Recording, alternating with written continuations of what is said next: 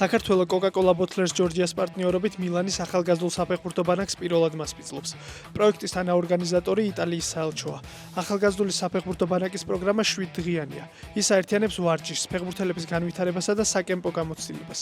ინტენსიური ვარჯიში საფეხბურთო გრანდის მილანის მეთოდოლოგიით წარიმართება. მასში ჩართულები იქნებიან იტალიური კლუბის პროფესიონალი მწვრთნელები და ადგილობრივი სპეციალისტები. პროექტში 250-დან 300-მდე მოზარდი მიიღებს მონაწილეობას. Coca-Cola Bottlers Georgia's მიზანია მომავალ თაობას შეუქმნას ისეთი გარემო, სადაც სპორტის საშუალებით შეძლებენ საკუთარი პოტენციალის აღმოჩენასა და განვითარებას. საქართველოს ეროვნულ ნაკრებთან სამბურთიანი უშანსო დამარცხების გამო ბულგარეთის ნაკრების მწვრთნელს ილიან ილიევს გაათავისუფლებენ.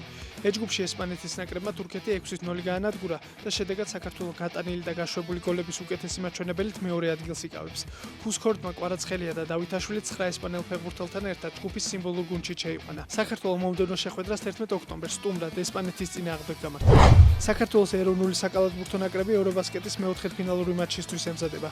ქართულმა კალათბურთელებმა მერვედფინალში ტურნირის ერთ-ერთი ფავორიტი საფრანგეთი დაამარცხეს და ნახევარფინალში ფინეთის ნაკრებს დაუპირისპირდებიან. ეს ისტორიაში პირველი შემთხვევაა, როცა საქართველოს ეროვნულმა ნაკრებმა ევრობასკეტის მეოთხედფინალში გასვლა შეძლო. მანამდე საქართველოს ჯგუფური ეტაპი 2015 წელს დაძლია, თუმცა მერვედფინალში ლიეტუვასთან 85-91 დამარცხდა.